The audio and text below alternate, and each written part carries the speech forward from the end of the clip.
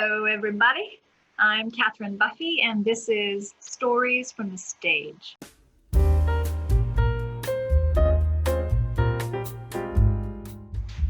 An interview series where we take a quick peek behind the curtain and learn a little bit more about the folks who make theater magic happen in the Inland Empire and Redlands Footlighters Theater. And today's special guest is star of stage and screen, Pamela Lambert. Say hello there, Pam. Hello, Buffy. So great to have a chance to talk with you today. Thanks so much for doing this. Should we dive right in? Let's get at it. All right, take us back to the dawn of time, or the earliest moment you're willing to confess to, and talk to us about that moment when you first became excited about the idea of theater. When did the spark happen for you? For me, it was very early. I think it was around the 4th grade. I had a teacher who was involved with the local theater. She read aloud to us Edgar Allan Poe's The Telltale Heart. The emotion that she put into that, and it just, I was on the edge of my seat, as were the rest of my classmates. And I thought then, boy, that's what I want to do. I want to be able to make people feel that way. I want to be able to create that kind of intensity and character. And I did. I started just being in everything I had a chance to be in. And it has continued up until this day.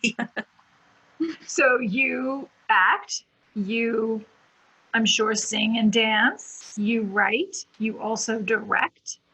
That's many ways to engage a theater audience, make them feel things. What would you say is your favorite mode of creativity? It's really a hard choice to pick something out of all of the things that you can do in theater. I would have to say acting, because that's really my first love.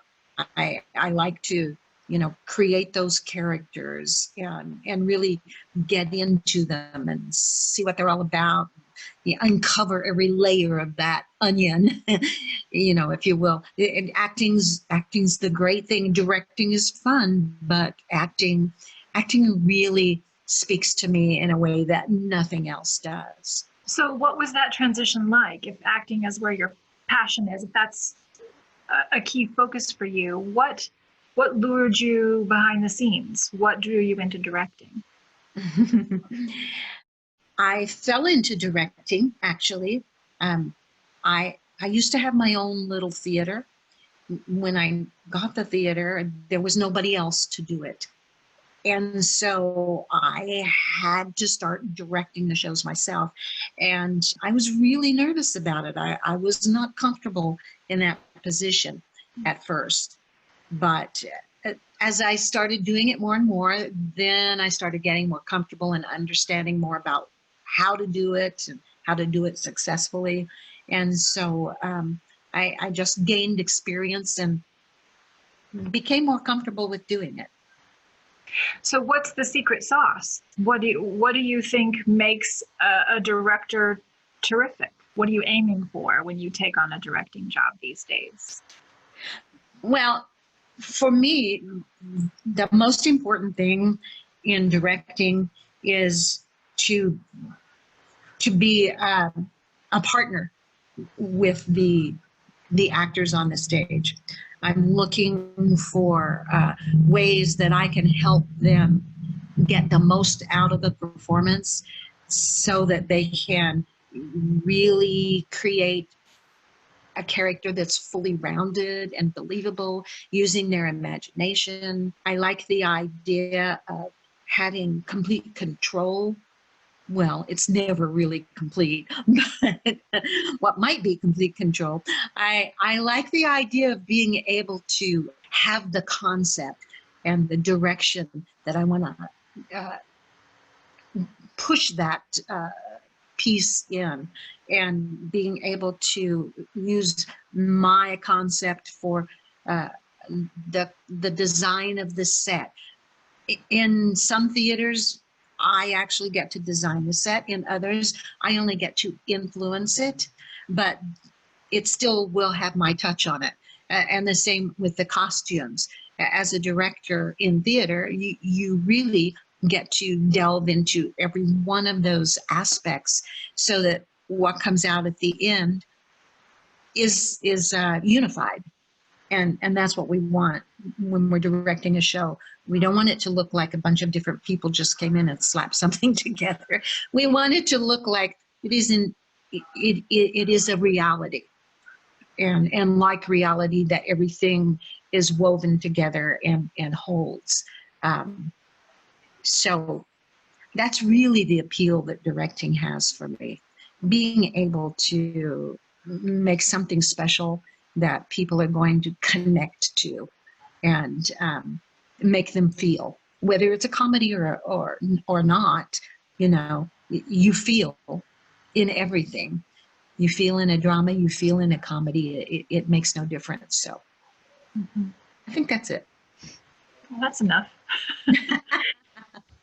So you mentioned you had your own theater for a while. I imagine you've worked all around the country, maybe all around the world. I'm not sure of your history, but here you are now working in and around Redlands, California, working with Redlands Footlighters, among other places.